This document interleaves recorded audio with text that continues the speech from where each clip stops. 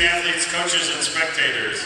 We request your cooperation by supporting the participants and officials in a positive manner. Profanity, racial, or sexist comments, or their intimidating actions directed at the officials, the student athletes, the coaches, or the team representatives will not be tolerated and are grounds for immediate removal. Once again, thank you for your continued support of USC Aiken Athletics, the Peach Belt Conference, and the positive game environment that is the NCAA Division II. And good afternoon, ladies and gentlemen, and welcome to the Convocation Center on the campus of the University of South Carolina at Aiken for this afternoon's men's basketball game featuring the visiting Florida Southern Moccasins and your USC Aiken Pacers. Before we introduce the starting lineups, we'd ask you to please rise as we honor America with the playing of our national anthem.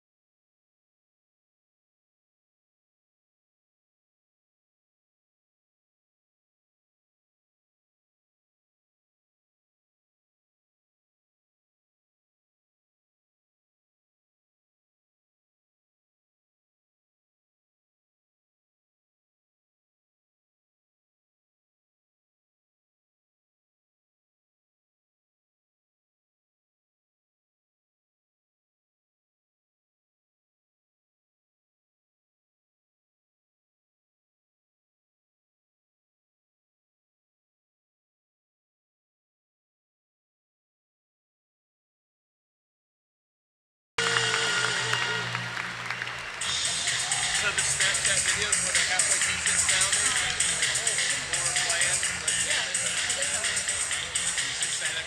And now, ladies and gentlemen, introducing the starting lineup for the Florida Southern Moccasins. A 6'3" senior guard from Aiken City, Florida, wearing number 12, Dominique Williams.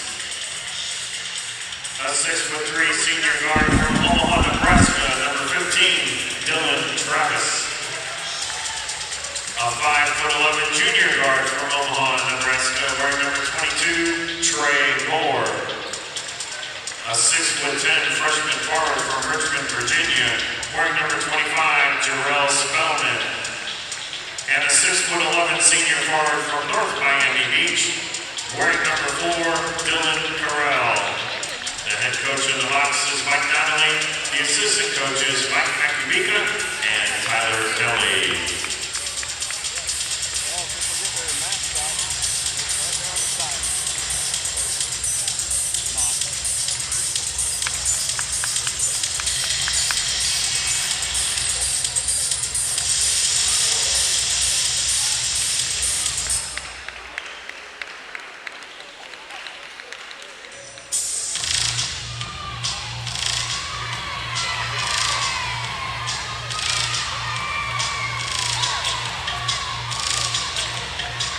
And now, introducing the starting lineup for your USC Aiken Pacers. A 5'9" junior guard from Charlotte, North Carolina, meet number 1, Javon Patton.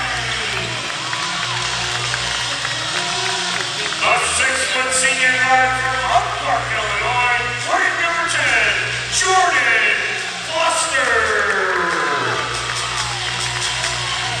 A 6'5" senior guard from Philadelphia, Pennsylvania. He wears number 23. He's Hendrix Aiken. A 6'6" senior guard from Charlotte, North Carolina, wearing number 32, Keith Belfield. And a 6'8" senior forward out of Little Rock, Arkansas, wearing number 2, Aubrey Butler. The assistant coaches of the Pacers, Jacob Bowen, Trevor Welcher, and the head coach in his first season, Mark Vanderslice.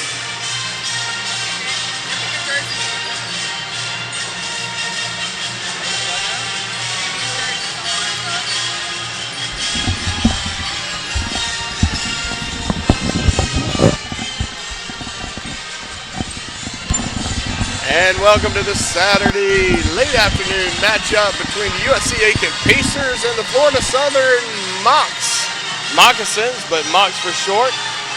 They had a pretty good season last year. It was all right. Sarah Montai, tell us about their season last year. What did they do? Seems like they were the first place conference champion. Also in 2014, they were the national champions So in the Sunshine State Conference. Pretty heck of a 2014 season, but it's 2015.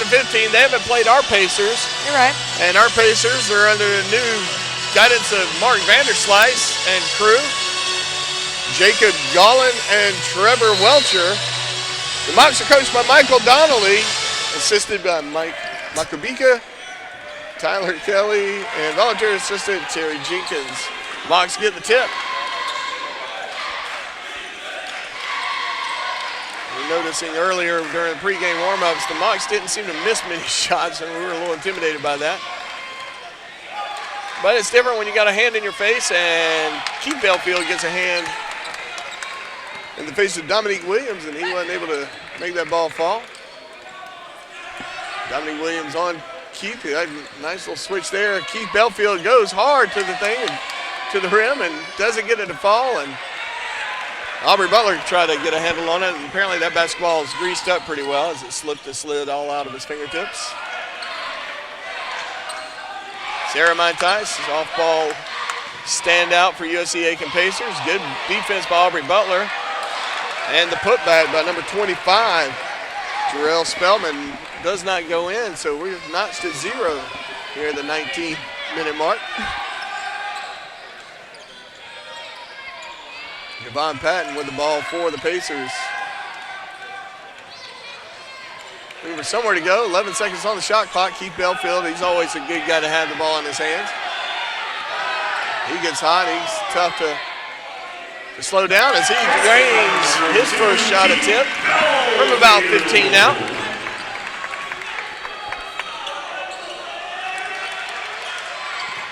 Mocs showing some size. They got some big fellas on the court right now. They really do.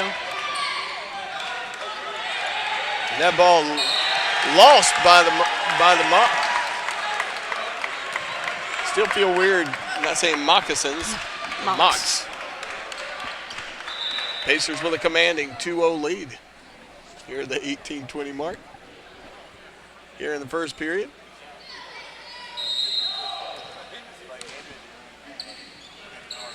Devon Patton will take the inbound pass, and he's going to work it all the way down the court. Dylan Travis for the Mocs squaring up. Good pick. Kick outside. Hendricks Emu with a baseline drive.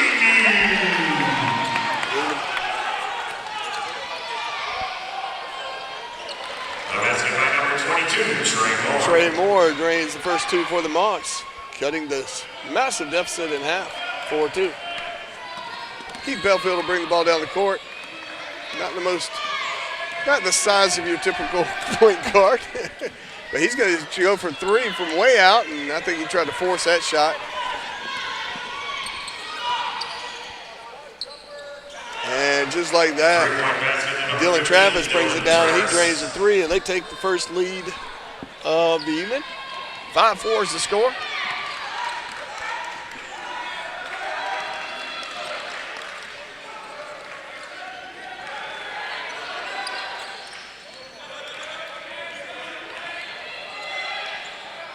Patton goes up big and strong, but it doesn't go down. Mocs get the rebound. They're bringing it down. They got numbers, and that's going to be a charge all day long as Jordan Foster gets his feet planted. Dominique Williams will get his first foul of the game.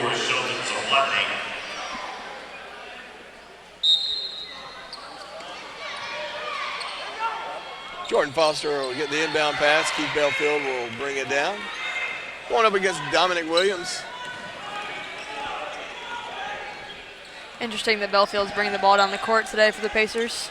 He did that the other day against Payne College. I thought was interesting, but Apparently, coaches have confidence in his ability to handle the ball. As inbound pass, or the entry pass to Aubrey Butler, he's able to pull a lefty sky hook and a little bit of a collision down there under the basket. Call that incidental. Jordan Foster will get the foul. Going to the line to shoot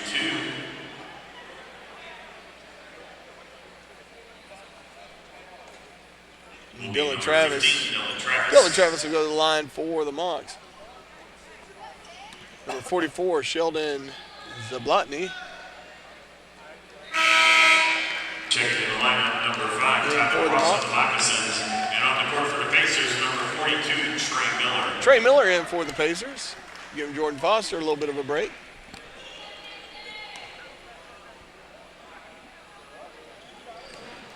And Dylan drains his 2.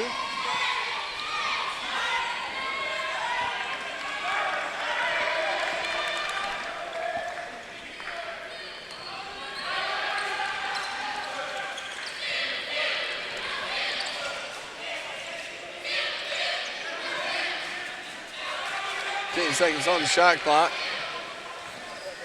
Belfield trying to fight his way in, and he can't get it done. He's going to get called for a travel.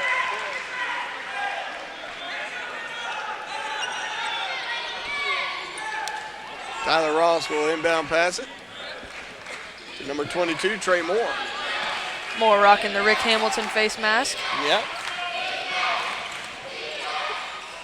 As long as he doesn't play like Rick Hamilton. Javon Patton gets the rebound, and he's going to bring it down the court.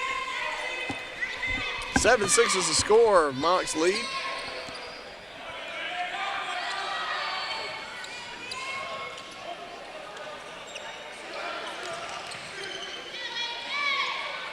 Javon Patton baseline jumper, and it'll fall.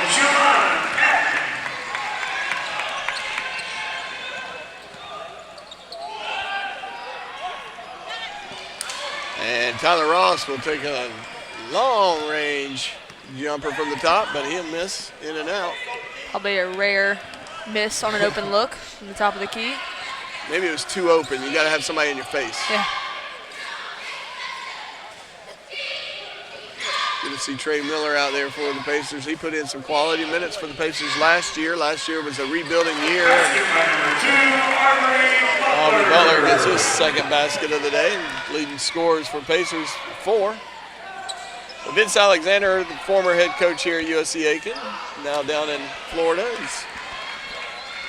He was in a rebuilding year last year. They did pretty well considering the circumstances.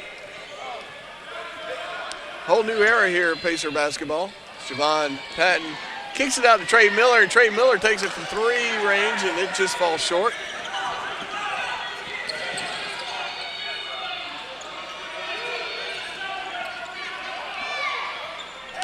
Splash. And Sheldon Zablotny with a 3-pointer, bringing the score 10-10.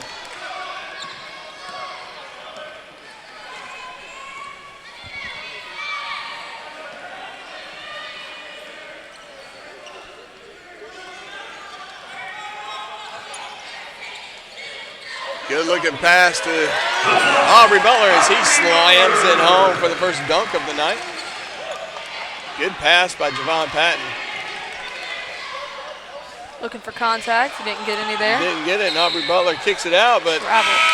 number 5, Tyler Ross, will get called for a travel, but it's 12-10, Pacers lead. We're going to take a media timeout.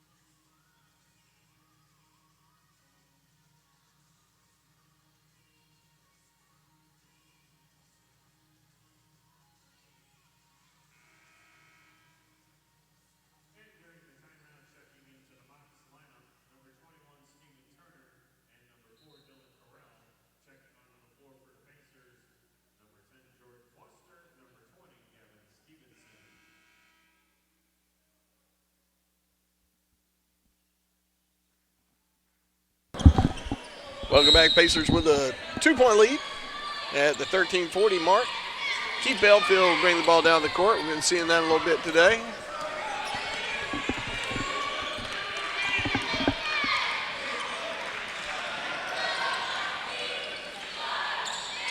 He kicks it back to Javon Patton. Patton tried to get an entry pass into Aubrey Butler, but it wasn't open.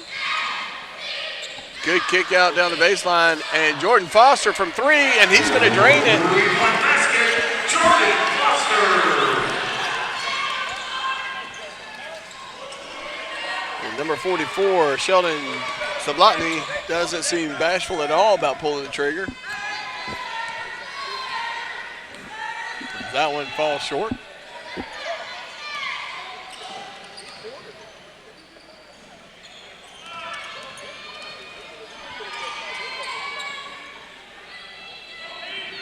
Javon Patton with the ball on the left-hand side, and a lot of red jerseys around him, but he's hard to contain. 1 second, he gets it off, but it's not going to hit the rim. That's going to be a shot clock violation. We sang this song a few times in the women's game, didn't we? Just a couple.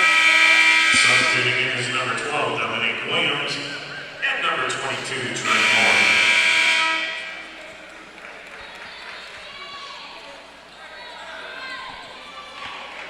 Dominic Williams back in for the Mocs. Substituting in for the Pacers, number 23, Hendricks Emu. Hendricks Emu will come back into the game. 21, Stephen Turner in for the Mocs.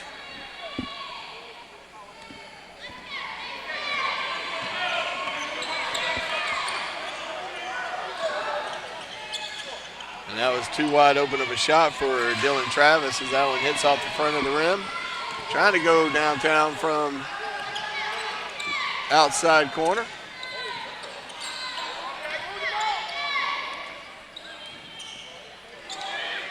Good looking shot by Gavin Stevenson as he enters into the game. I didn't even see him come in, but maybe they didn't either. He's pretty wide open.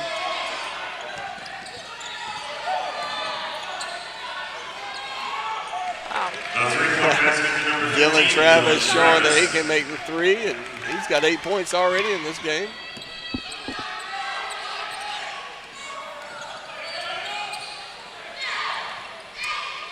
Belfield back in for the Pacers, and he's going to take it hard up to the basket, and it's not going to fall. He loses his balance and can't get the rebound, and so Mocs bring it down. Dylan Travis pull-up jumper, and it's a little high off the back of the rim as Patton kicks it out to Keith Belfield.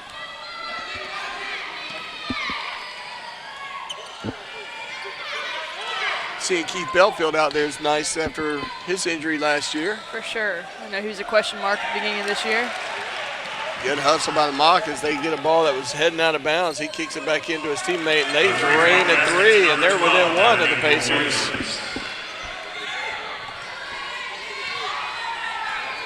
Well, I think we're not going to be in for a defensive battle on the day. It doesn't look like it. This could be a high scoring but low defensive effort.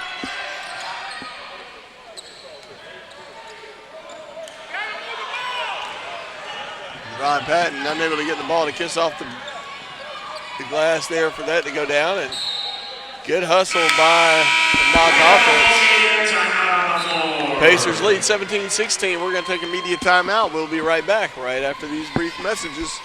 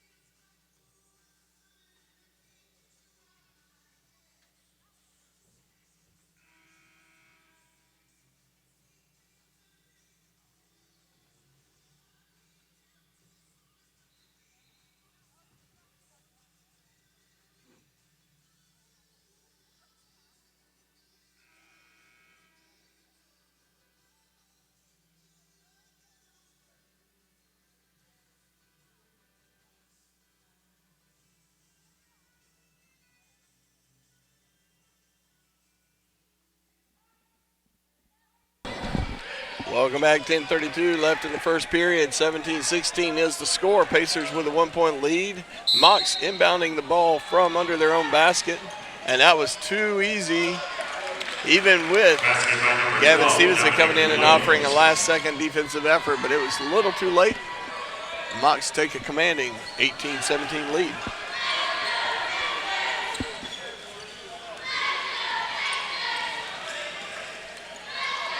Devon Patton working the ball around, gets it to Keith Belfield at the top. I think the Mocs have scouted Belfield pretty well, but Jordan Foster they missed as he drains his second three of the night. And the Mocs come down, number 12. Dominique Williams answers with an immediate three-point retaliation. And we got a 30-second timeout with the coaching staff. A 30-second timeout on the floor. Got to be a little bit of a daunting task for the Pacers, realizing you're taking on the reigning national champions. But so far, they look like they're up for it. We're looking at the shooting percentages. If we can keep up 57.1 from the field versus 31.3, you got to think we got a chance. Although we're only leading by one, or we're trailing by one. Mocs have a slightly better, they have an advantage in the three-point percentage right now, so that'll be important for the Pacers to contain if they want to win this game. Agreed. And, of course, as we watched the women's game earlier, the women Mocs started out strong, and they kind of tailed off at the end, but managed to hold on to that victory.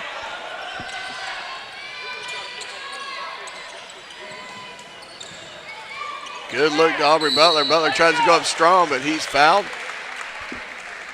You're going to go out on a limb and say that's number 4. The foul is on number 12, the Mocs, Dominique Williams. Or 12, Dominique Williams. The team second, Aubrey Butler to the line. I don't have a number 4 on the roster for the Mocs, but I'm definitely looking at a number 4 on the court. I think we should dock him 10 points for that. Dylan Carroll. He's number 10 on this one. That makes sense because he looks about 6'11" from here. That's some serious height out there.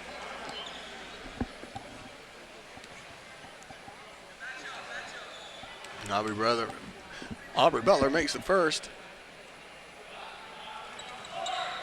He'll miss that second one badly as it doesn't even hit the rim. And yeah, we'll probably say something to him about that tomorrow when I see him here at practice.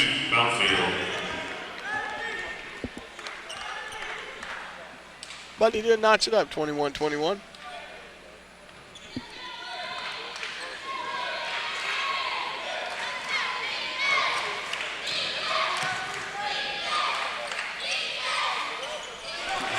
We might want to put a guy on Dominique Williams. He's not missing from the 3.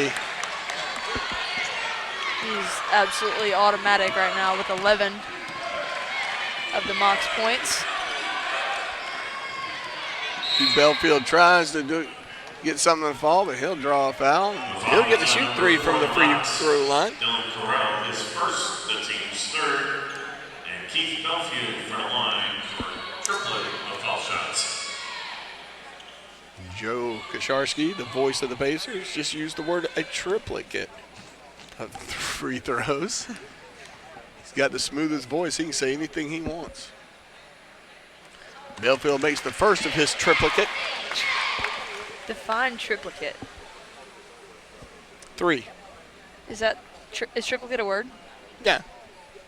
Just not sure I've ever heard it used in that context. Okay. But let's Google. It's worth a Google.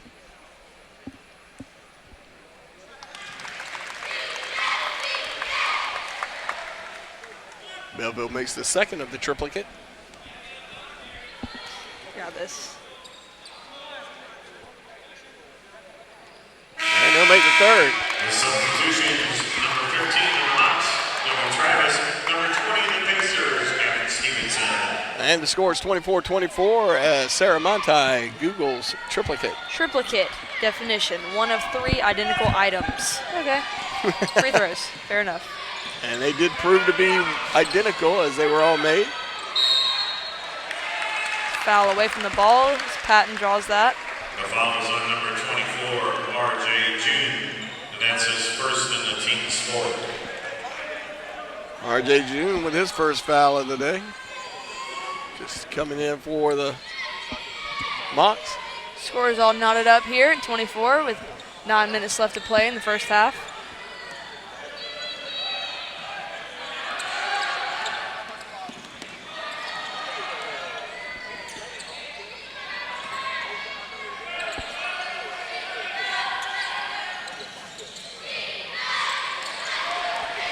Seven seconds on the shot clock. Aubrey Butler from way downtown. No, I'm sorry, Kurt Hendricks Emu doesn't get it to fall. Good hustle by number 15. The foul was on the Pacers. Dylan Travis as he's fouled. His first, the team's second. Can't get it to fall. Going to the line to But he'll shoot get two two. is number 15, Shoot Dylan two. Travis.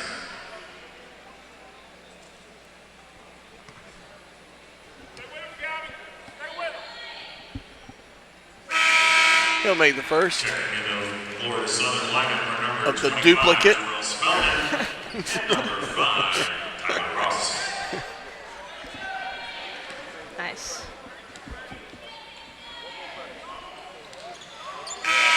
And it proves to be quite the duplicate as he makes both. Outfield. Gavin Stevenson comes out. Keith Belfield will come in for him.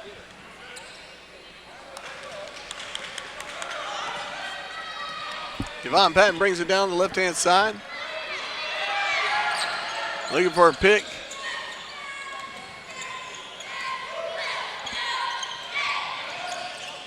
Jordan Foster with the floater, but it doesn't fall. And good hustle by Jordan Foster, but he's going to get called for a foul for reaching in. Pacers number 10, Jordan Foster, the second, the team's third. Foster's another one that seems to just glide across the court and float. He is smooth. He's very majestic. And So smooth. So smooth. It's like butter.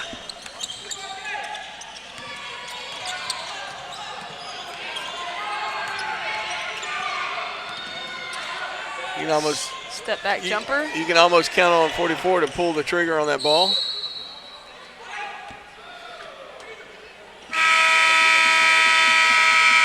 .44 has what I call a hair trigger, but we'll talk about that later as we have a media timeout. We'll be right back right after this.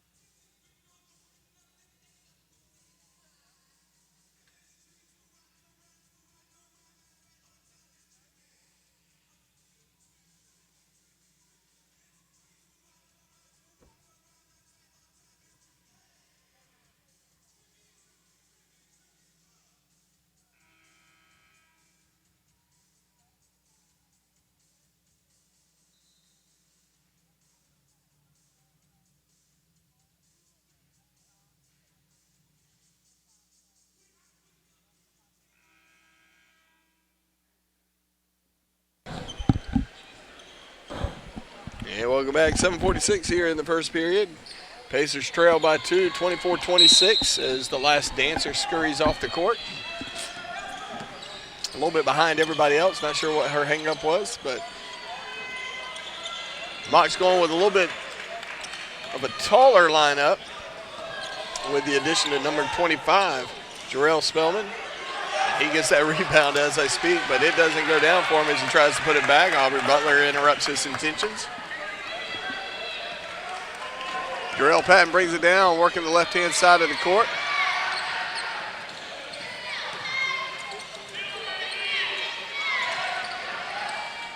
Good pick by Aubrey Butler. He's going to kick it out to Gavin Stevenson. Stevenson out to Emu.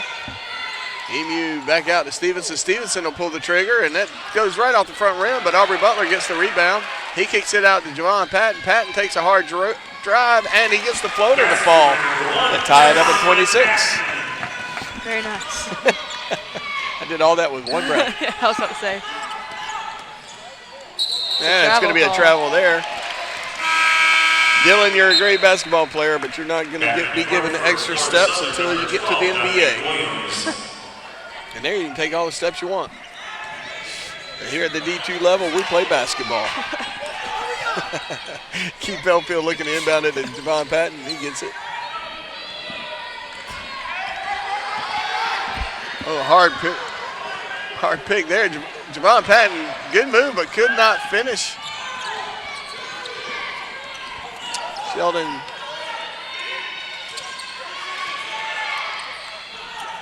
Sheldon Zablotny with the ball. He gets it again. He'll pull the trigger, but he won't get it again. As that shot by Jarrell Spellman misses. Rebounded by the Pacers.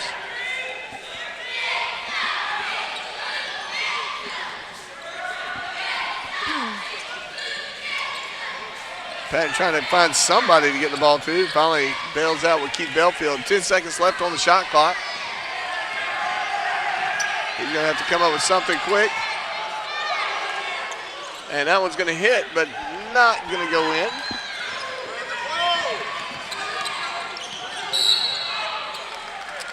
Call out a blocking foul on Stevenson. The foul is on the Pacers, number 20, Gavin Stevenson, his first, the team's fourth. Back on the court is number 4, Dylan Corral. And Dylan Corral comes back in. 6'11" forward out of North Miami Beach, Florida. Spent some time at the University of Central Florida. Javon Patton, his second in the team's fifth. It was like David Belfield's about to come in and give Javon Patton a break. So both the Belfield brothers are out on the court for the Pacers. Special moment for the Belfield family, I'm sure. Easy look there, but Aubrey Butler's just a little late getting there, and he's going to get a little bodily on his defensive effort. Number 2, Aubrey Butler, and that's his first as a team 6, and Corral will go to the line for the three-point play after a 30-second. Aubrey Butler spending all that time telling the official that was all ball, as one is apt to do in that situation. But there's a timeout. As coaches deliberate with their teams, we're going to take a break. We'll be right back right after this.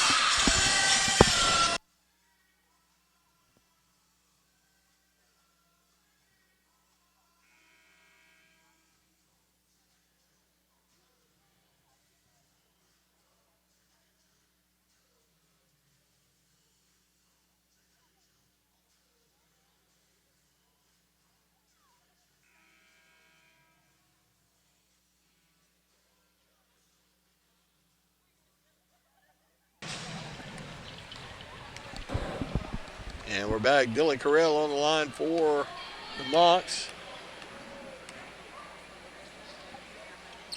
And that one bounces way high over the head of all defenders, but Sheldon Zablotny goes up and hits his shot attempt. 4-point lead for the Mocs. David Belfield dealing with Blotny, and Blotny trying to wreak havoc on Belfield. Aubrey Butler goes up, and Luke has the ball knocked out of his hand, but that's going to be a foul. Dylan Corral will pick up his second foul. He doesn't like the call, as you would expect.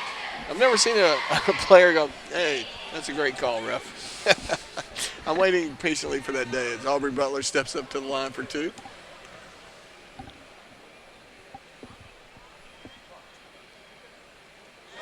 He'll make the first.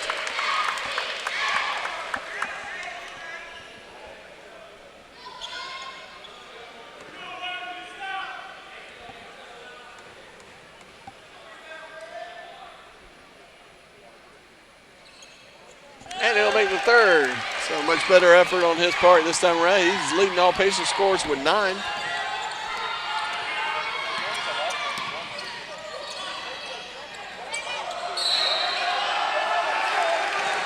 And the putback, number 5, Tyler Ross gets it to drop. He's going to draw the foul there. Dominic Williams giving us a gift. We can now say we have a piece of the pom-pom. 2 pieces.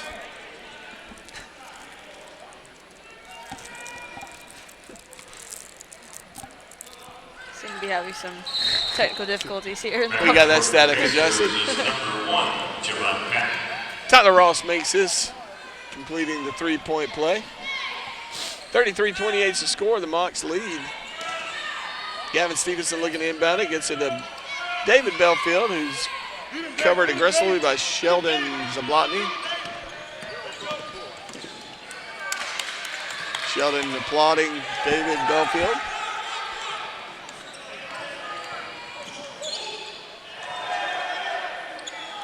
Gavin Stevenson tries to go up with it, but it doesn't find its mark, and Mock rebounds it. Flooding jumper misses, and Emu with the rebound. Keith Belfield will bring it down.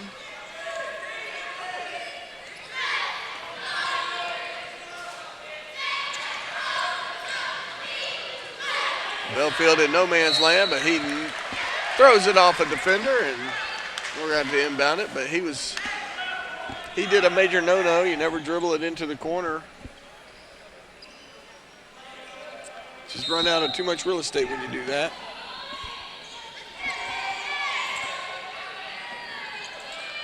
Ten seconds left on the shot clock.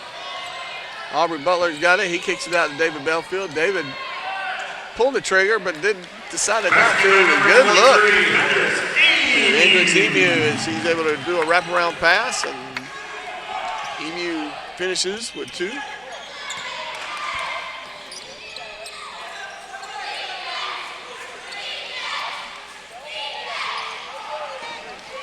Shot by number 25, Jarrell Spellman, doesn't go in.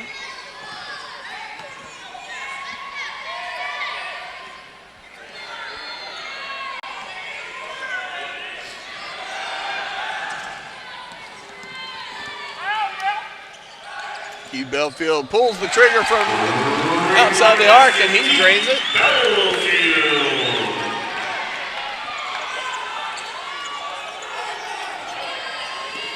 Mocs like to respond with 3 after we get 3.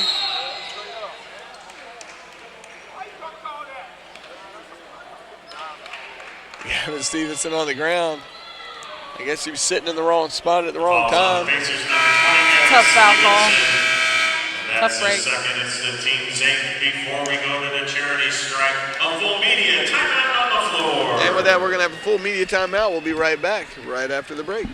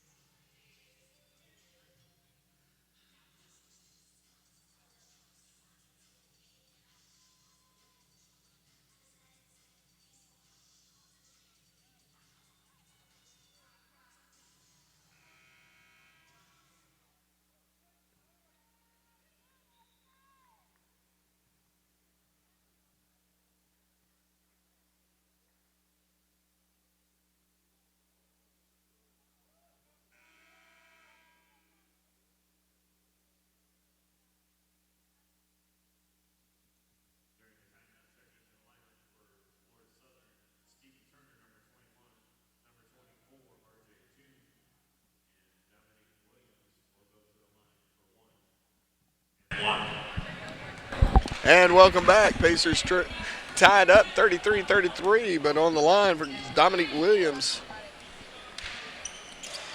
And he's going to miss the first of 1-1, and that ball is being bounced everywhere, but they've got a little bit of height on us.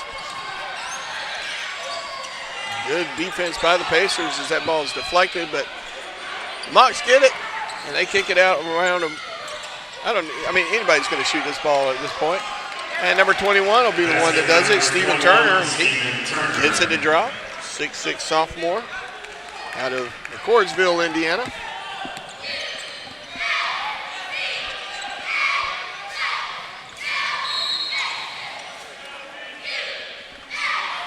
Kyle Bluffton in for the Pacers. That's his first. It's the team 6. Back on the court for the Pacers is number 2, Aubrey Butler. And Kyle Blumpkin is off the court as Aubrey Butler comes back in.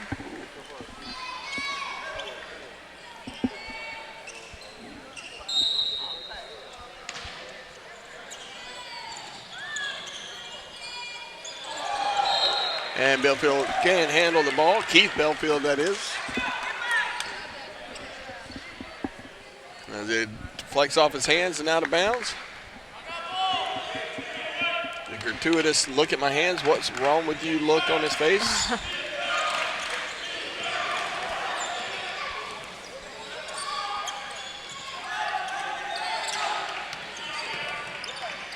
Williams with a hard drive and kisses off the glass, and that'll drop for him. Williams has 13 to show for his effort up to this point. 2:20 on the game clock here in the first period.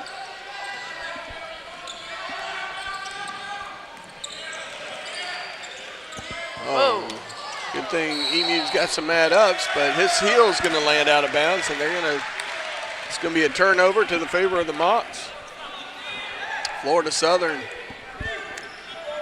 rocking a 4-point lead here. Trey Moore brings the ball down the court for the Moccasins.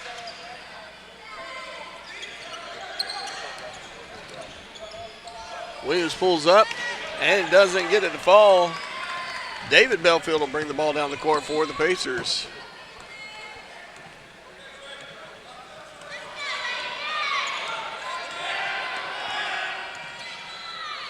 Good pick and roll over there as Aubrey Butler is unable to get it to fall though.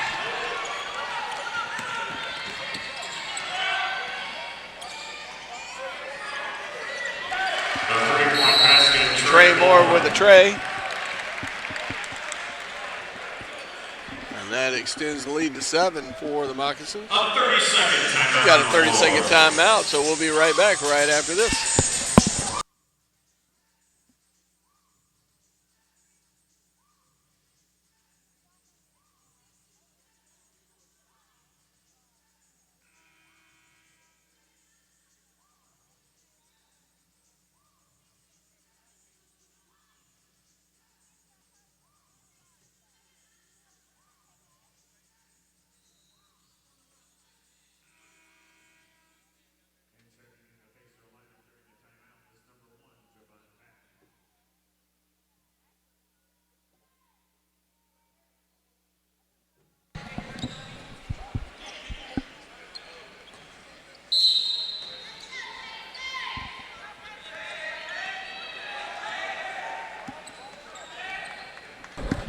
Javon Patton back in for the Pacers as he brings the ball down the court. Kicks it out to Keith Belfield. Belfield going up strong, and he gets it a kiss. Number 32, Keith Belfield.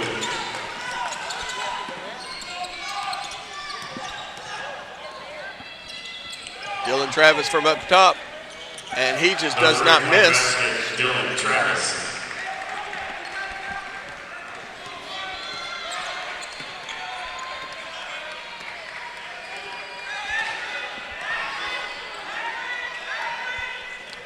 .37 seconds on the game clock, 16 on the shot clock here in the first period. Good get for Aubrey Butler as he goes over the top. And Butler's able to score score 2. That's his second. It's the team 7 checking the lineup is number 44, Jonathan Malotny. Back on the court for the Pacers Aubrey Butler will go for to make it a three-point play. Looked like a wide receiver on that play, snagging that ball. Yeah, it looked pretty impressive as he went over the top of the Indiana native, Stephen Turner.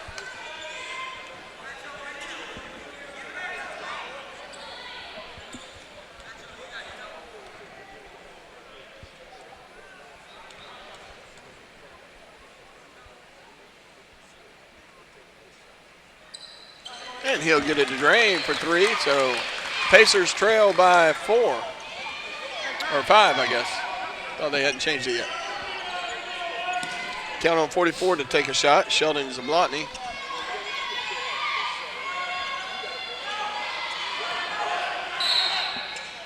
And timeout's called by the Moccasins. We have a 30-second timeout on the floor. And that'll be a 30-second timeout. What are you seeing so far, Miss Montai? A lot of NBA threes, that's all I know. They Both definitely teams stretching are it. shooting pretty well. Mocs are just shooting lights out right now. Pacers are going to have to get a couple stops and convert on the other end of the floor. And but you got to think for Coach Vanderslice and staff that you're within 5 of the reigning national champions right now. This has got to be a good feeling for you as a coach. I mean, there's a lot of things you can say to your team about staying in the fight, don't give up, be persistent, stay focused. Well, 1-3 hosting the defending national champs on your own court. There's certainly been a lot of positives in the game so far. Hopefully the Pacers can finish this half strong, come out in second half, keep shooting, hopefully pull out a win. Couldn't say it better myself. Inbound pass here. Moccasins with the inbound. They get it out to number 22, Trey Moore. Trey Moore bringing it in. He's going up against David Belfield, but Keith Belfield, big brother, comes and helps out. Trey gets rid of it quickly. Williams with a long turnaround jumper. David Belfield with it, and he's going to kick it out to Gavin Stevenson, who gets the three to drop. And what an amazing buzzer beater for Gavin Stevenson. So 41-43 is the score at half. We'll be back at the beginning of the second half. Moccasins lead 43-41. We'll be right back.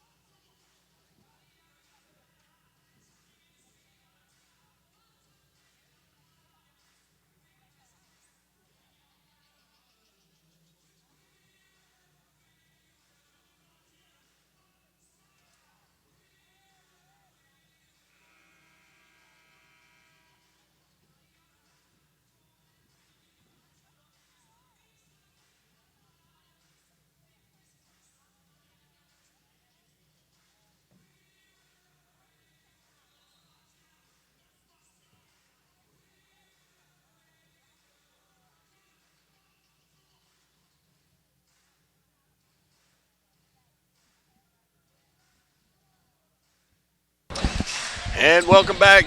Second half, third period, 41-43, Mocs lead. Hope you enjoyed your little halftime festivities as much as we did. I enjoyed some Doritos and a little bit of Dr. Pepper, so I'm living a little bit on the wild side. As Javon Patton handles the ball at the top of the arc, gets it off to Keith Belfield. They've got Keith Belfield. They have stuck on him. They've apparently scouted him and realized he is the three-point shooting machine for the Pacers.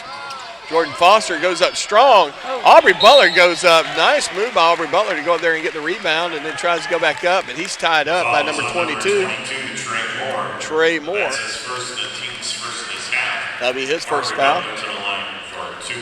And Aubrey Butler will get to take 2. He'll get a shot at tying it up.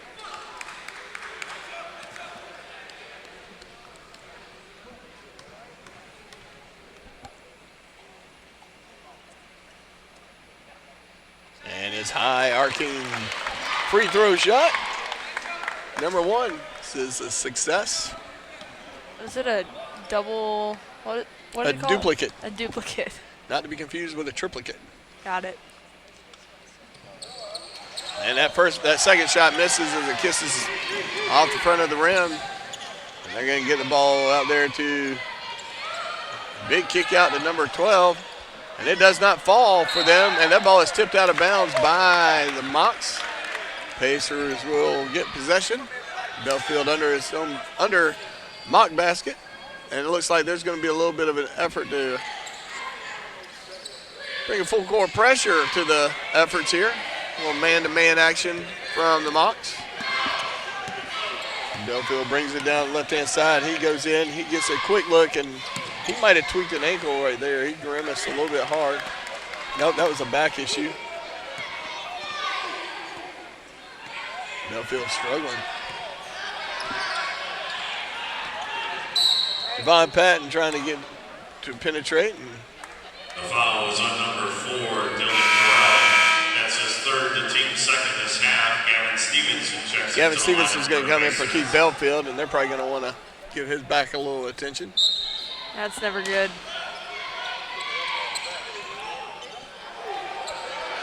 Emu blocked under the basket.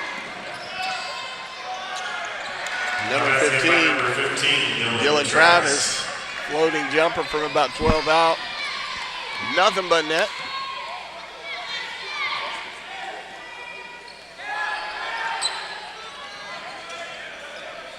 Javon Patton working around and back up to the top. He switches over and gets it back out to Jordan Foster. Foster just a little strong, but rebounded by Aubrey Butler. Butler, good move. Can he get it to fall? And no, but Emu gets the rebound, and he goes back up strong, and that one doesn't fall, and the Mocs finally get a rebound.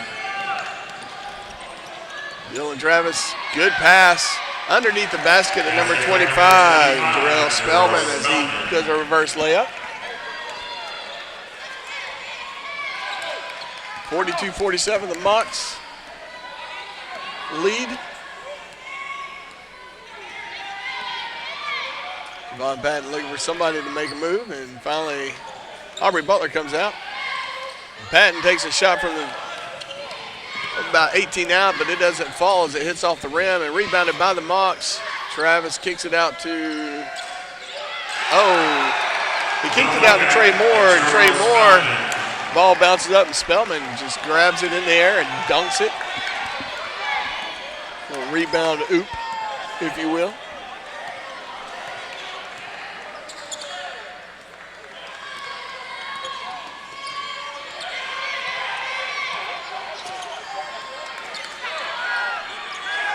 Five seconds on the shot clock. Gavin Stevens is going to need to get rid of the ball, and that's not going to be enough time. Shot clock violation. That'll be a shot clock violation. Turnover for the Pacers. Keith Belfield.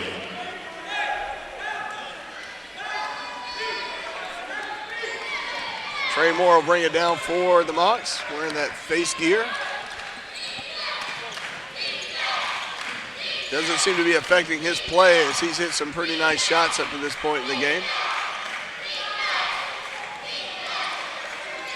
Turnaround jumper by Williams, and it doesn't fall, but it's rebounded by the Mocs, and good kick outside. Trey Moore kicks it back out to Williams. Williams going to fall short, and that's rebounded by Javon Patton.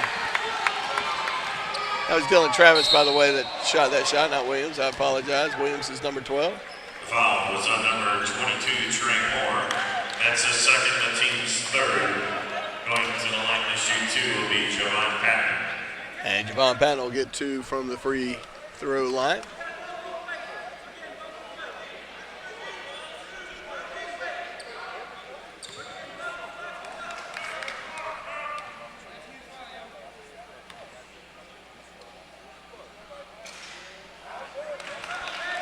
First one misses.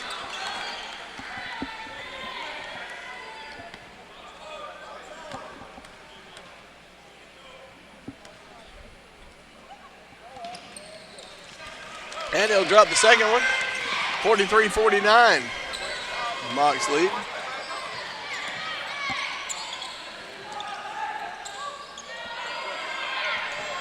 Now would be an air ball opportunity for the fans that they missed. Dylan Travis. Oh, I hear a couple of air ball calls. Yeah, there's a faint air ball cheer. It's a low murmur at best.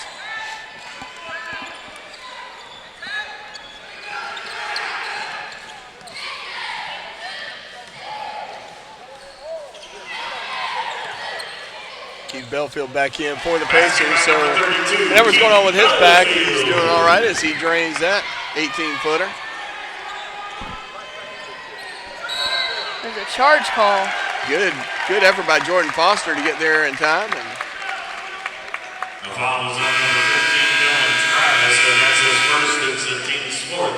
And we reach our first media full. and that'll be our first media timeout. As here in the second half, we'll be right back right after this station identification.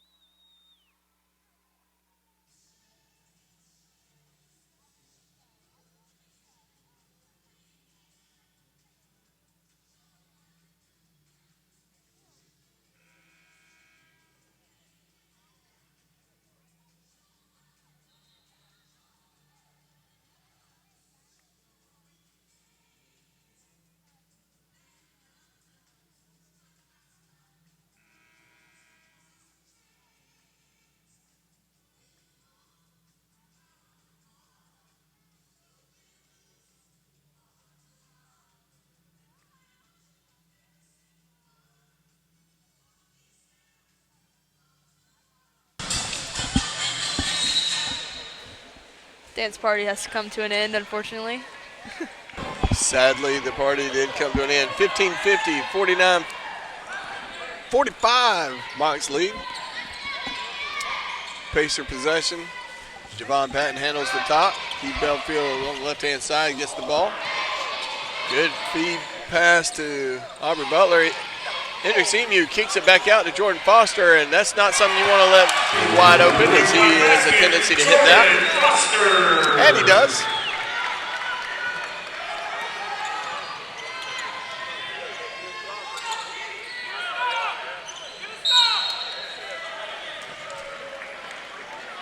And Jordan Foster's going to get called for a foul there. And checking the lineup is number 44, the Mocs, Sheldon Zalotny. And that'll be his third foul of the game. And Gavin Stevens is going to come in and give him a break.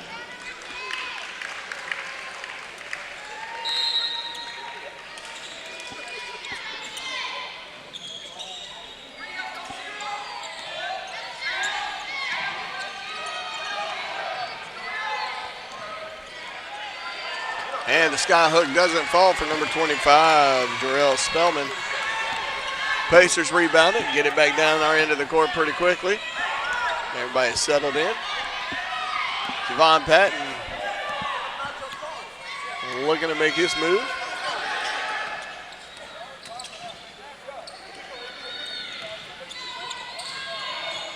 Good look.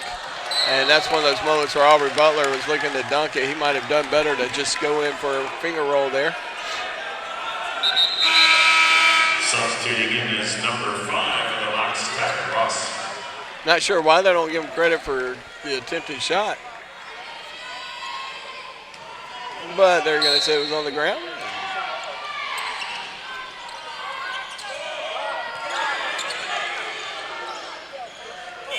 And Keith Belfield from the left-hand side of the arc doesn't get it to fall, in and out.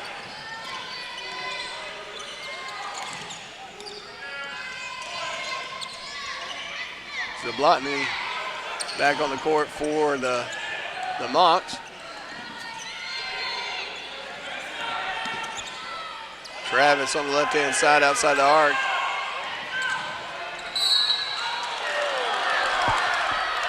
And Javon Patton called for a foul there. He doesn't seem to agree with that call at all.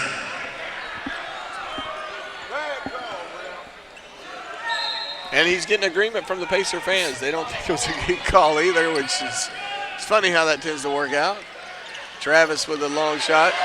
Doesn't get it to fall, but he gets the ball to kick back out. Zablotny doesn't mind shooting it, and he doesn't make it. Pacers will do well to see him shoot as he's kind of cooled off since his first few shots.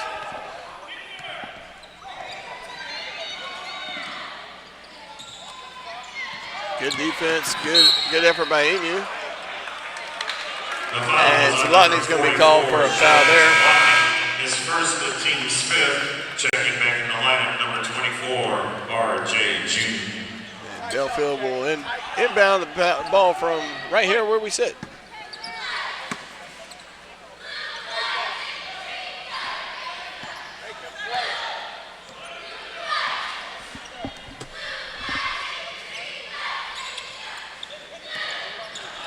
Great backdoor cut by Belfield. Yes, it was. And great communication as he was calling for the ball.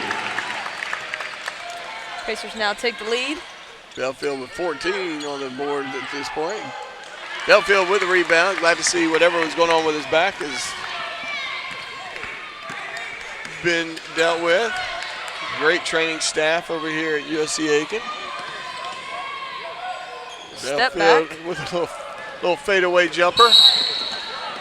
And Belfield's going to get called for a foul there, and he's really, he's not a believer.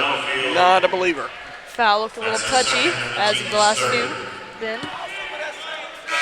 Substituting back in is number 12, Dominic Williams. Tyler Ross will inbound the ball for the Mocs. Zablotny will be his intended target, I would imagine. Number 10, Jordan Foster.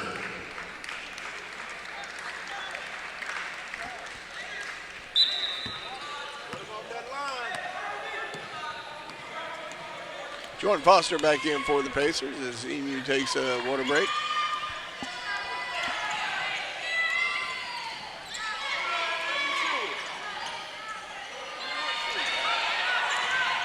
Good defense by Gavin Stevenson as he swats that ball free, and Javon Patton gets a hold of it. And he's going to inspire a foul. Fouls on number 44 of the Mocs, Sheldon Zablotny. Zablotny gets his second foul. Pretty quick succession there for him.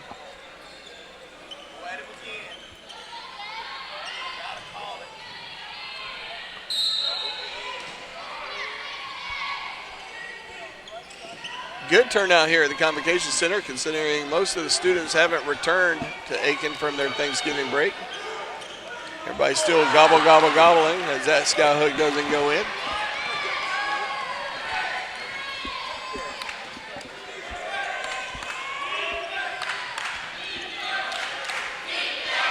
R.J. June in for the Mocs. And number 25, Jarrell Spelman gets that one to fall. 51-50 is the score.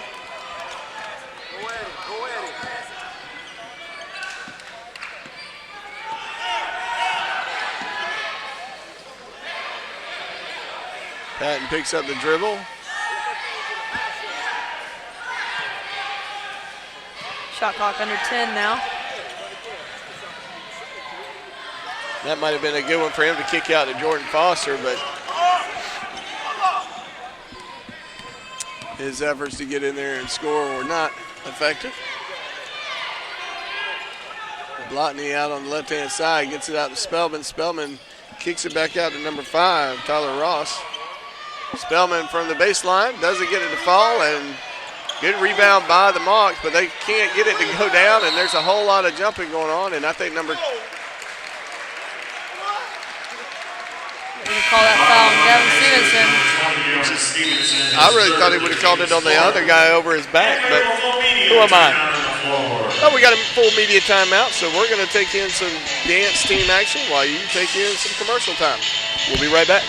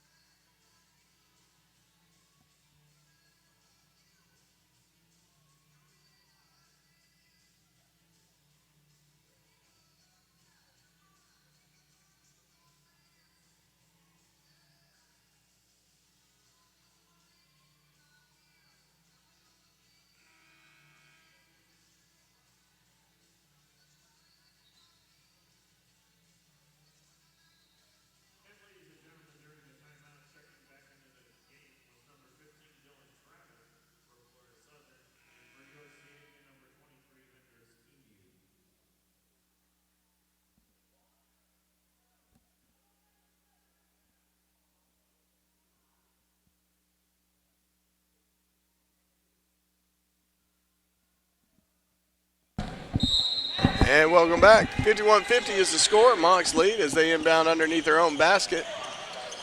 Spellman with the ball, kicks it back out to Travis. And that's going to be a foul away from the ball. Spellman leaning a little hard on Jordan Foster. Jordan Foster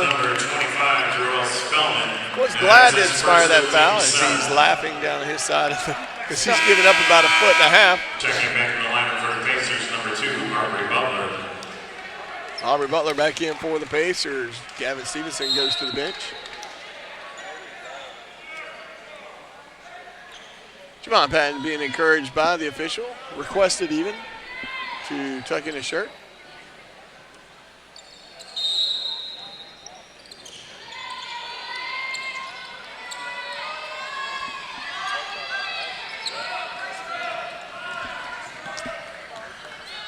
Not sure how that tucking went. It looks a little sloppy from here, but who am I again? And Keith Belfield drains the tray. He continues to be hot for the Pacers. He's been hot all season. And he takes a charge. And he takes a charge. The foul is on number 15, Dylan Travis. That's his second. It's 15's eighth.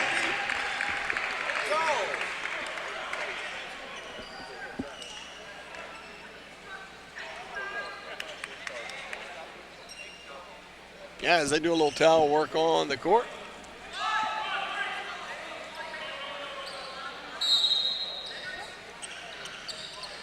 Jordan Foster will take it and then hand it off to Javon Patton. Javon Patton bringing it down the court.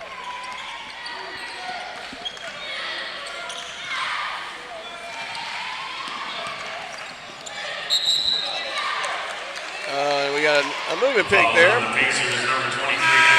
Hendricks Emu with his first foul. Checking back in the lineup is the duet of number 21, Stephen Turner, and number 22, Trey Moore. Stephen Turner and Trey Moore in for the Mocs.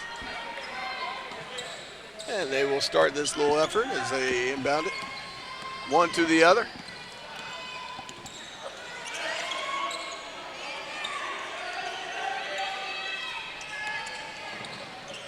And a little floating jumper by Dominique Williams.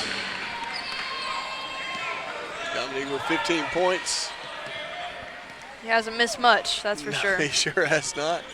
Look at Sharp.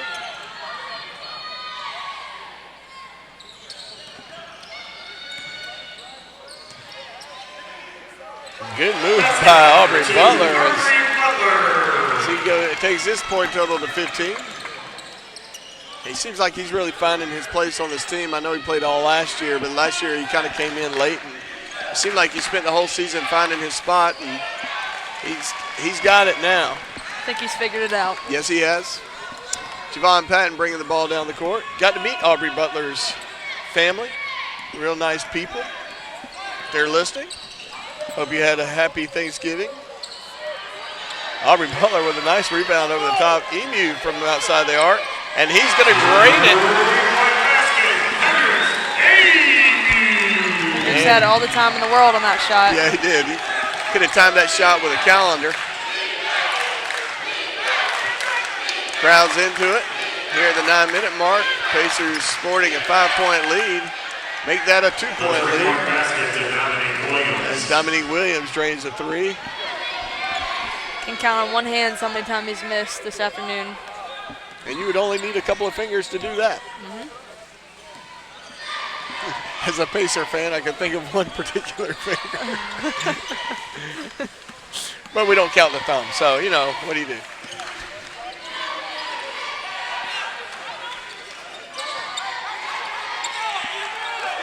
Bob Patton, 3 seconds, and that's going to come from way downtown, but it's going to just miss. It was a good effort by Javon Patton, but it was one of those shot clock moments where you wait till the last second, and all of a sudden you got to pull it up and shoot whatever you can.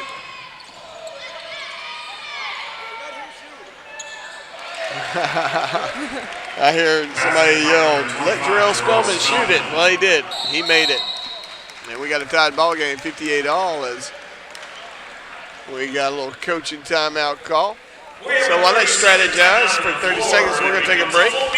Yeah, that's a full media timeout. We'll be right back right after this.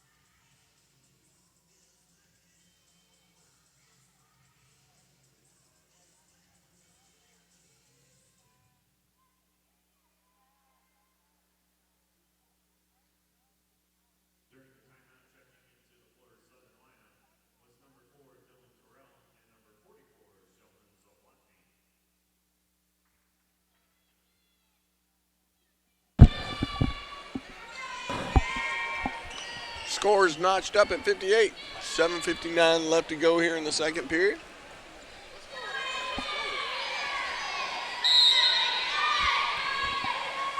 Belfield looking for somebody to inbound it to. Emu comes out and bails him out. Belfield bringing it down the court. He's going up against Dominique Williams, who has been lights out when it comes to shooting. Good defense by the Mocs. 7 seconds on the shot clock. Von Patton taking it in, and he's just going to take it by himself. Nice little layup.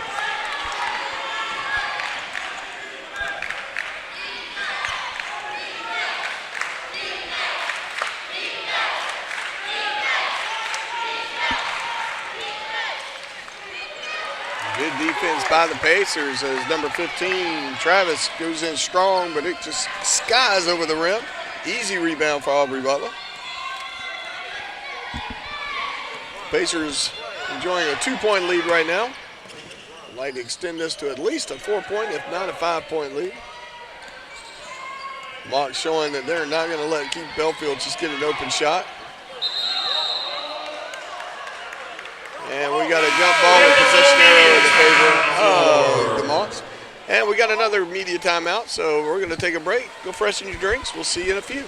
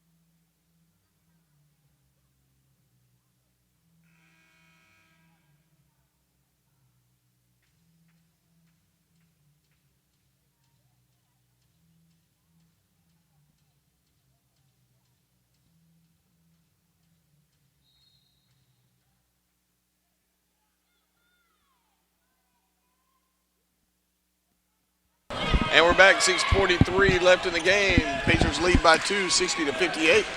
Mock's ball as they look to penetrate. Zablotny got the ball on the right-hand side, and he's going to shoot. I just got a feeling.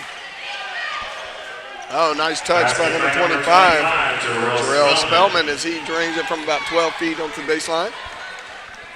Tying it up 60-60. 6:20 in the game. That's an eternity when it comes to basketball. Aubrey Butler goes in strong and gets to draw the foul, but couldn't get the ball to fall. The foul was on number 22, Trey Moore.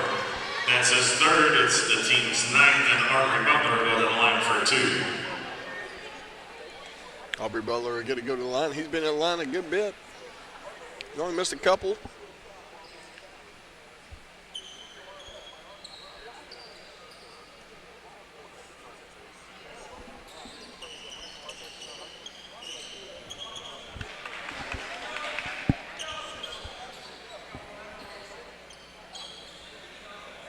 It's 5 of 7 so far on the evening.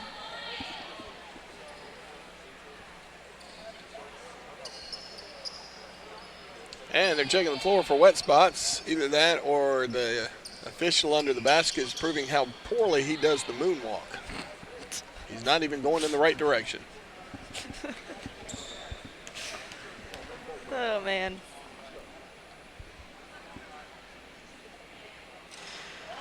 Butler misses the first. Almost took out a light upstairs with that one. And basketball might have burn marks coming back through the ozone layer like that.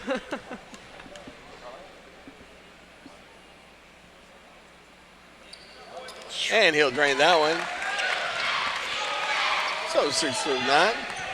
It'll be Aubrey Butler from the free throw line. Good defense by Emu, but couldn't quite corral the ball. Good defense by the Pacers. 15 seconds on the shot clock as the Mocs are going to have to inbound the ball. Trey Moore will inbound it for the Mocs. He's going to get it out to Zablotny. 10 seconds on the shot clock.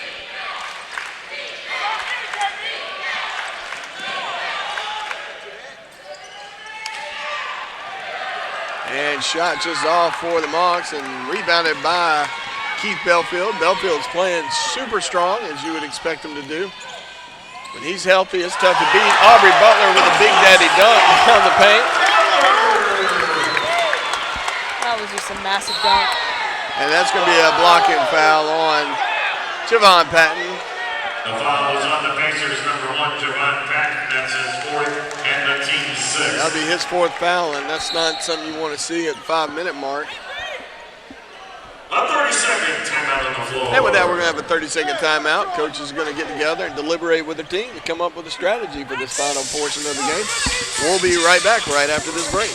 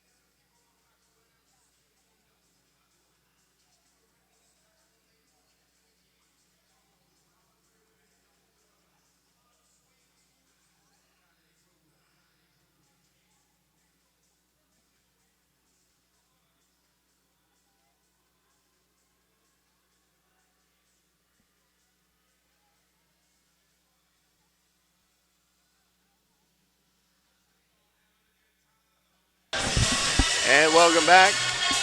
And we're still dealing with a little court maintenance as one of the mock players is actually wiping up the floor. So if you're looking for a house guest, he'd be a good one. He'll help clean up. Got to appreciate that. Dominic Williams.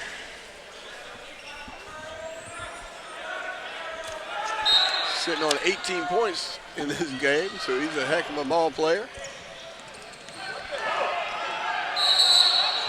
Aubrey Butler kind of got drawn into that little foul opportunity by Dylan Carell. Only his 2nd foul of the game, though, so still good for the Pacers. That's going to put Carell on the line.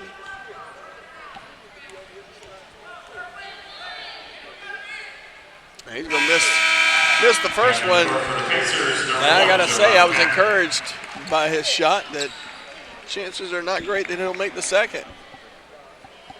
Well, who knows? Might After get all, lucky. they are called duplicates. Duplicates, that's right. Oh, but he broke the code and he's not allowed to do that. Missed and made. So that was a singlet. John Patton back in the game, surprisingly. 4 fouls. Well, I think when you got a player like Trey Miller sitting on the bench, you've got a good guy to go to. You got 10 seconds on the shot clock. Just got to be careful with his fouls. That one doesn't go in. That's rebounded by Big Daddy Ford, Dylan Carell. A huge block by Butler on the far end. Yes, it was. Told Dominique Williams, you can shoot those outside shots, but these inside shots, I've got something to say about that. Good move by Javon Patton, and it rolls. And he gives you that looked like a barbaric yelp from under the basket. A little Dead Poet Society quote. The foul was on number 44, Sheldon Zablotny. That'll be on Zablotny, that'll be his 3rd. For the 3-point play.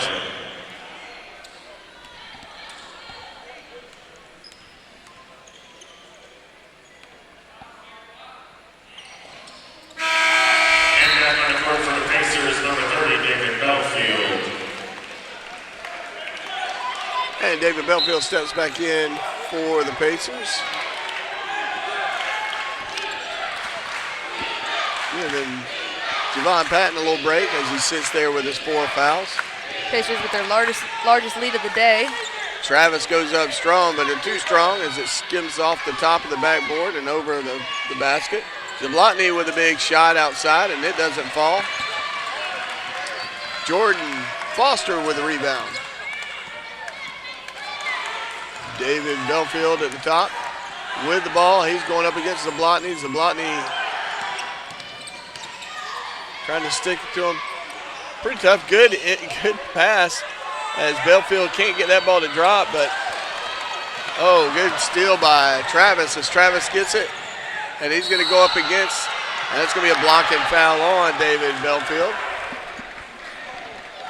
Got his feet there, but he just didn't get squared up to the charging Travis. The foul was on the Pacers, number 30, David Belfield. His first 15 before we shoot free throws. A full media timeout. And we got another media timeout. Got to knock him out soon. So we'll be right back right after this.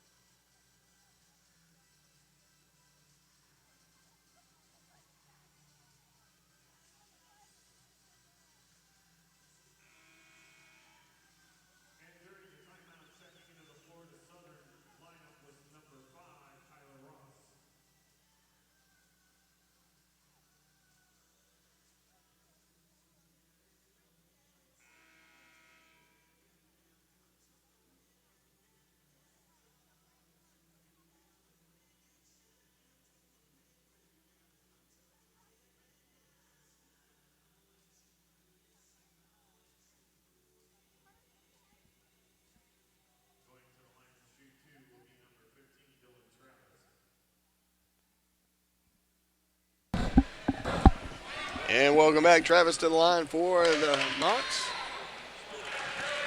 And he'll drain it. He's got 16 on the night. And that one doesn't go in, so he'll sit on 16 for the moment. Javon Patton bringing the ball down the court for the Pacers. Javon losing the handle on the ball, but he gets it back.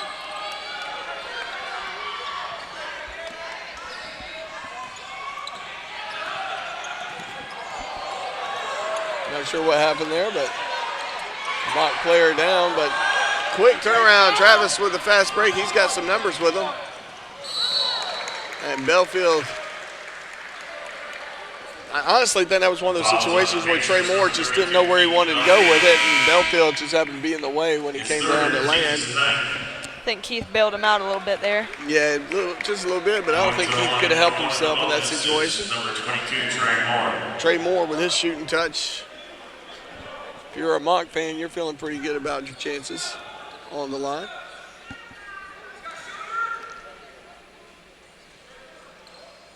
And he drains the first of the 1-and-1.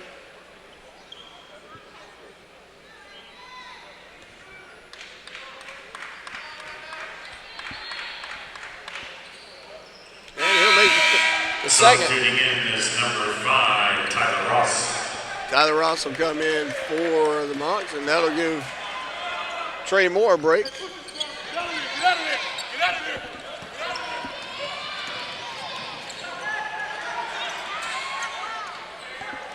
Javon Patton doing a little around the world action as he goes in under the basket and brings it right back out. 15 on the shot clock.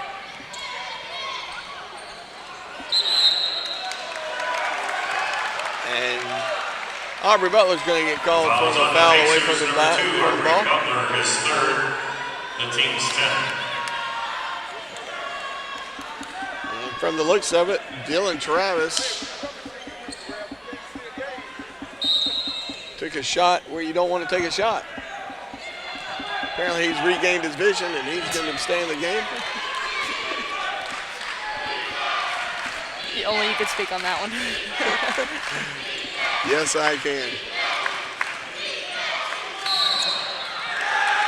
Dominic Williams goes in strong, and he's going to get called for an offensive foul. Williams, that's his third. That'll be his third. I would not cry if he got knocked out of the game on fouls. I think that's Foster's third charge of the game that he's taken for the Pacers. Foster is a man amongst, well, men, but he knows how to take a charge like a champ. It's not without cost. I've seen him get up a little more gingerly each time. I think the next one he might not get up.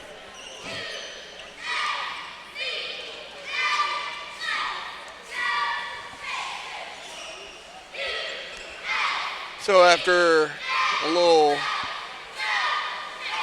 court reparations is Artie Walker, the Aiken photographer extraordinaire. Great eye for pictures. Takes a lot of pictures of Pacer athletic events. And also seems to be pretty good with a broom. It's good to be multidimensional, you know. You need to be well-rounded. Artie's a big Duke fan. That's a shame. Well, somebody's got to pull for him, I guess. Good way to break the press is they got the numbers, but they decided to pull it back.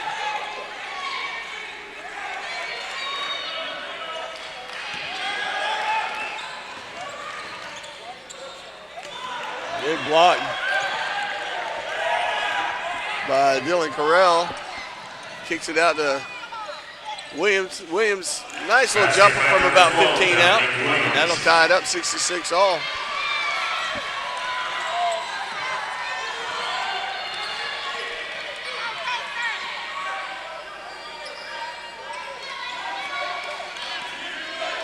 Definitely a different personality on the sidelines for the Pacers. Vince Alexander is always what I would say animated.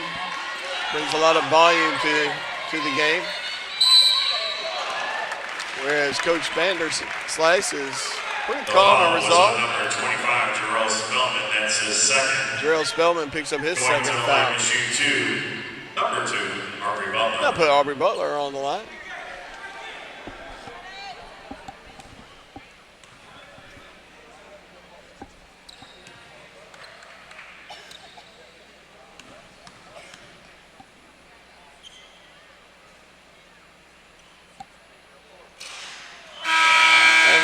Right off the front of the rim. Number 30, David Belfield.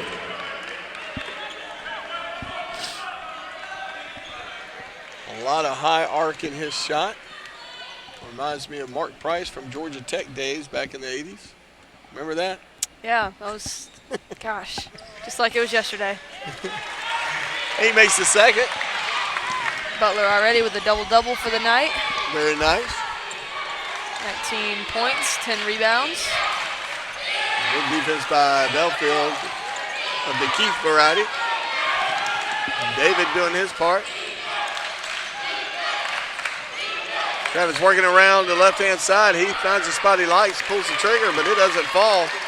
And David Belfield passes it to brother Keith as Keith brings it down the court. And we got a coach's timeout. So while they deliberate, we're going to give you a chance to hit the refrigerator one more time. 1:11 left on the clock. Pacers lead 67-66. We'll be right back.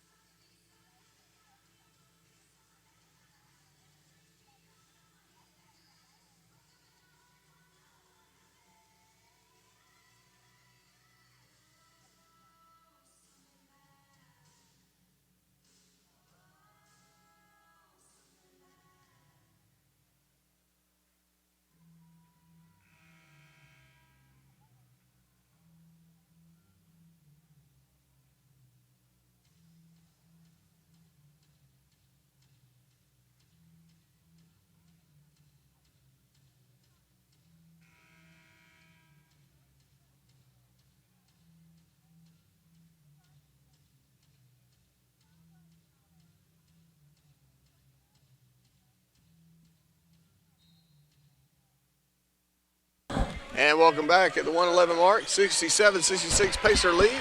Pacers have possession as Javon Patton's got it at the top of the key. We got 15 seconds on the shot clock. Make that 10. And that's not the matchup you're looking for, as Emu will take the shot, and that's going to kiss off the back of the rim, but doesn't go in. 49 seconds on the clock.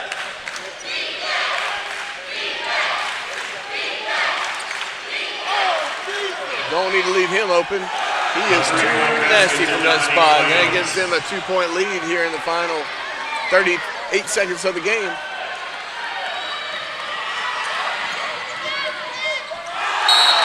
And that's one of those moments where Emu's going in and Aubrey Butler passes it out. Out of bounds. And that's going to be a tough break for the Pacers. 30.7 seconds on the clock, 30-second shot clock. And they're smart. They might have to start fouling quick. You reckon? I think so. Yeah, we're going to be looking for a lot of quick fouls here from the Pacers. People who can't afford to foul well, we've got 3 of them with 3 fouls, 2 of them with 1 foul, so we're all right in that department. You got to like the Pacers' efforts up to this point, going up against the defending national champions, being in it the whole game, enjoying some lead. But like champions, the Mocs have not gone away, and they've managed to stay in this thing. I would say it would normally be a hostile environment with students being back in town. I know you came back early just to help with this broadcast, so you're a trooper. I do what I can, you know? No. You're just some kind of fantastic, and not just softball. I'm just saying as a person, I'm glad to know you. Wow. Well, it's an honor to be on the broadcast with you, Sir Chip. And Lord knows we don't do this for the pay. We sure don't. You know the old adage, you get what you pay for. Got any complaints about the broadcasting? You take it up with USC Aiken. Athletic department. Brent Hager would be the person you want to talk to. I think so. He's actually right here in case y'all have any complaints. Brent Hager, Hager. Inbound pass, and they make it quick. And that's not who you want to foul, but you might have to foul them. Oh, good defense. And the Pacers get a turnover with 20 seconds on the clock. So they got a chance to tie it up or win it. What do you do? They're going to go for the win. Hendricks Emu. And a turnover on the other end. And a turnover on the other end of the court. And Pacers, Emu was tackled down there as he was trying to grab the ball. Number 5, Tyler Ross makes his first. Going to the line to shoot 2 over Hendricks Emu will get to go to the line to shoot 2. Pacers up by 1. 6.3 seconds left on the clock. That was a crazy turn of events. Still can't count the Mocs out though with their 3-point shooting percentage. No, in this you game. cannot. And they've got 2 excellent shooters out on the court right now. 3 excellent shooters on the court. 3 of 5. And 4 probably. Yeah, but Zablotny has proven he doesn't mind pulling the trigger, but he hasn't made as many as he's missed. He's missed a ton. He's only got 5 points.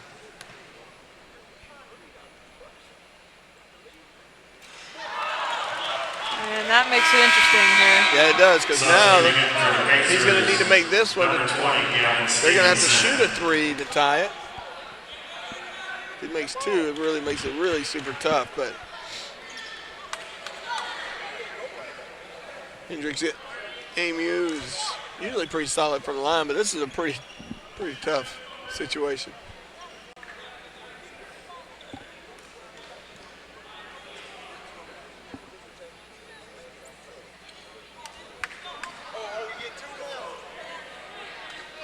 As the basketball is being squeegeed off for some reason. Looks like they're trying to ice the shooter here, in a sense. Hendricks Emu's dealt with greater pressure than this. I think he'll be all right. Agreed. You would think we had another basketball available.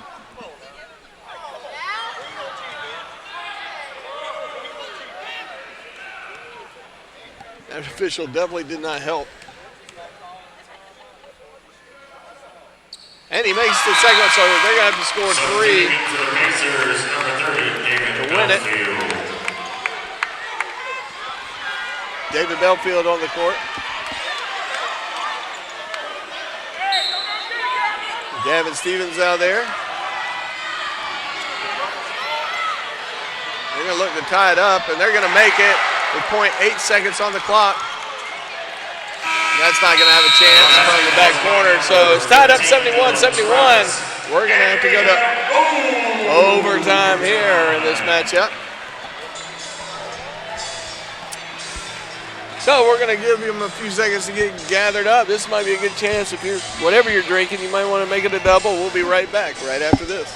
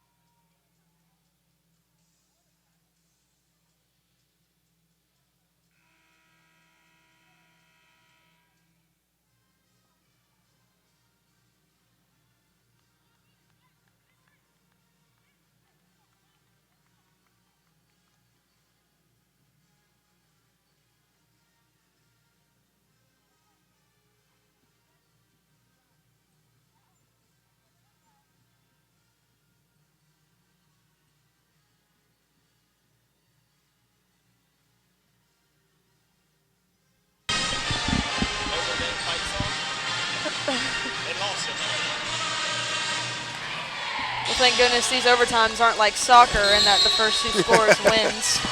So we're fortunate in that sense. You're right. Aubrey Butler gets the tip off. Pacers get the ball. 5 minutes. Bless you. Thank you. 5 minutes in this extra time, and that's going to be a foul. The foul was on number 5, Tyler Ross. Tyler Ross will get his second foul. Shoot 2 for the Pacers, Jordan Foster. And Jordan Foster will go to the line. That's not a bad trade-off.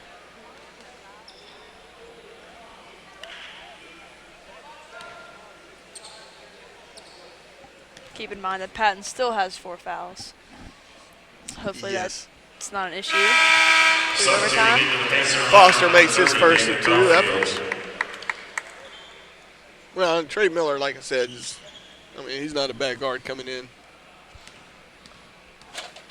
if the need arises. That one does not drop.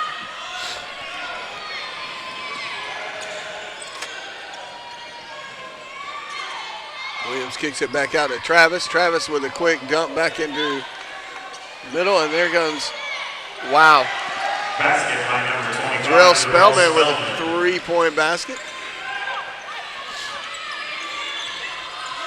Jordan Foster bringing the ball down the court. He gets past Travis. Tries to pin him along the sidelines. It doesn't work. 17 on the shot clock. Keith Belfield got the rock.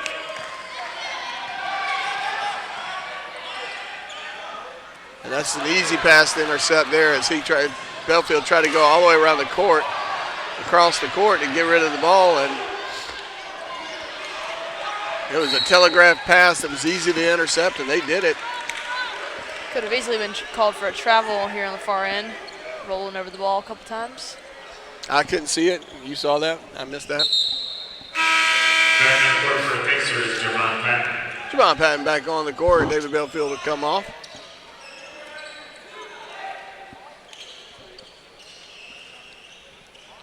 Artie Walker doing some broom work under the basket. Making sure the court's free of any moisture. Stuff gets real slippery real quick out there.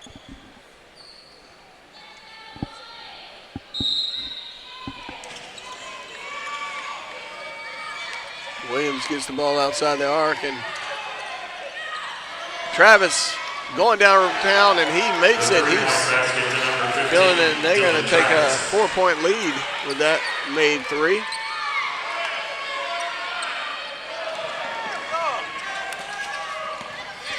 And Belfield gets it over half court and passes it off to Javon Patton.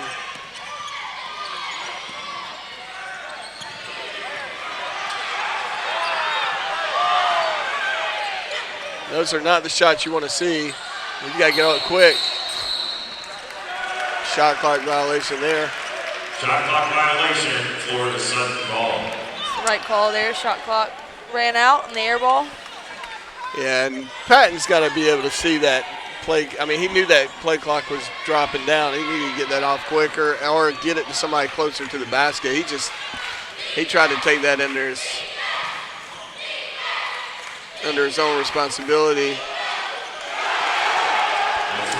And Dylan Travis is all of a sudden heating up. He's got 24 points.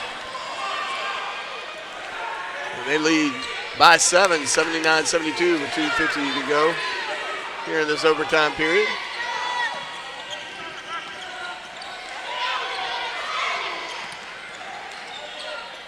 Jordan Foster goes in strong but can't get it to go.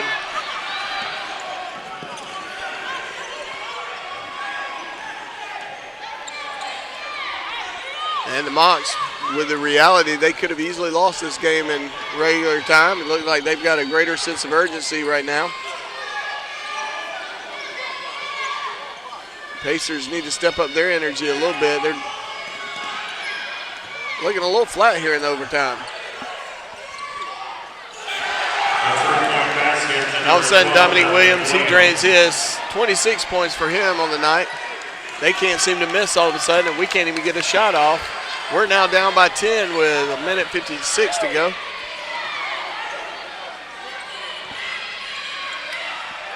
Jordan Foster tries to get it, but it kicks off the front of the rim, and it's kicked out of bounds by the Moc.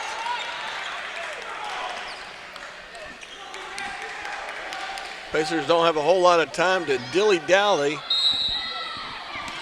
I like what she did there. Thank you.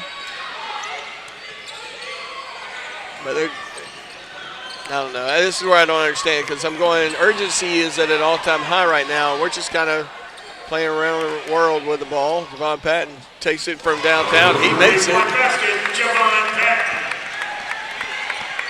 Pacers have all 5 players on the court in double figures. Still unable to contain number 15 and number 12.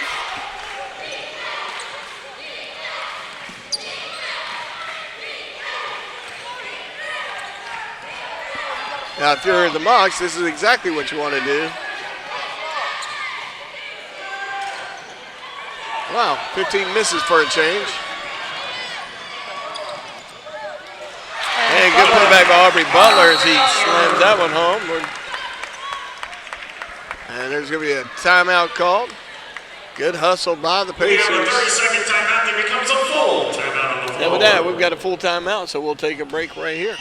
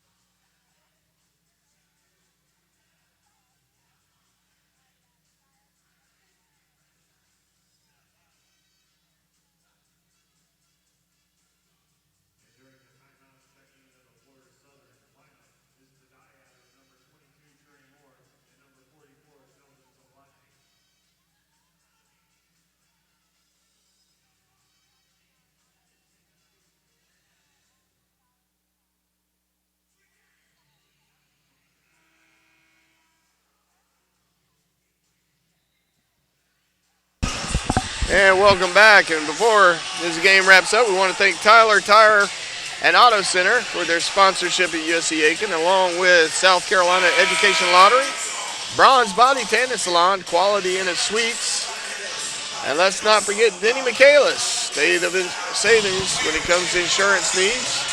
And, of course, Pat's Cafe, the host of our Coach's Corners. You can find online. And we're back to the game as Pacers looking to get something going fast. And 56 seconds on the clock. Travis brings it down the court for the Mocs. That's who they got a whole lot of players on the court that you don't want to foul, but you might have to do it. Oh, good defense there. Travis goes to the court. That's going to be a foul on Jordan Foster. That'll be his fourth foul. Going to the line to shoot two is number 22, Trey Moore. And Trey Moore, who has proven to be a pretty good shot. He hasn't shot often, but he doesn't miss often either. Sitting on 7 points.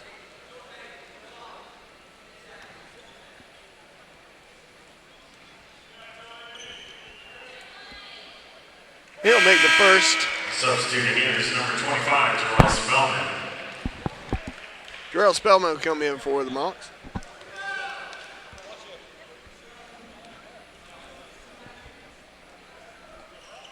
And he'll make the second. Number 4, Dylan Carell. And Dylan Carell will come in for number 22, Trey Moore.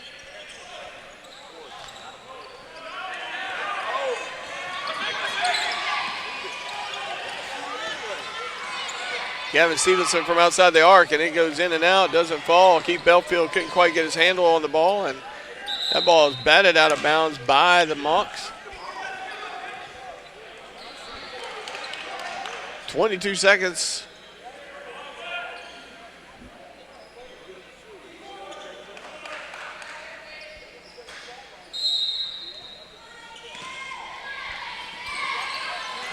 Doesn't have a lot of time, and again, Keith Belfield looking to get a shot off, and it doesn't go.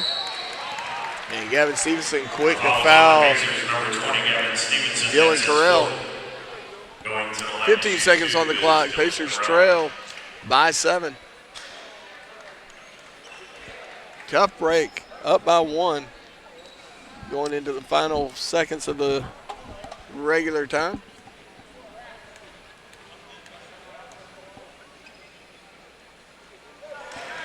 And Carell makes the first.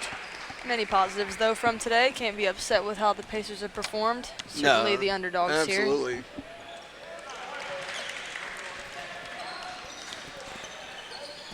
And that'll silence this crowd. This crowd, the volume level in this place just went down to 0. And Rob Hatton makes his three-pointer. Again, it's within 6. That's a quick foul there. Fouls on the Pacers, number 32, Keith Belfield. That'll be Belfield. At the line shooting 2 will be Dylan Travis. That'll be his fourth, putting Dylan Travis on the line. Dylan's not the best person, if you're a Pacer fan, that you want to see on the line. As he makes the first.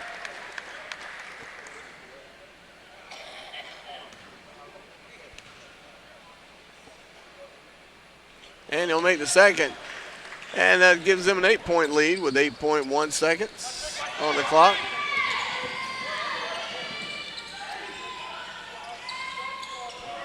And that one doesn't fall, and that's going to do it for the Pacers. So good effort by the Pacers. But it wasn't enough as they fall by 8 against the defending national champions. Good game, good effort, like you said. There's a lot to look forward to with this Pacer team. They've still got some things they got to figure out, but look like they had some good answers today. Tune in with us on Tuesday at 7 o'clock as the Lady Pacers take on Shaw here at the Convocation Center. That's right. So with that said, I'm Chip. And I'm Sarah. And we'll see you Tuesday.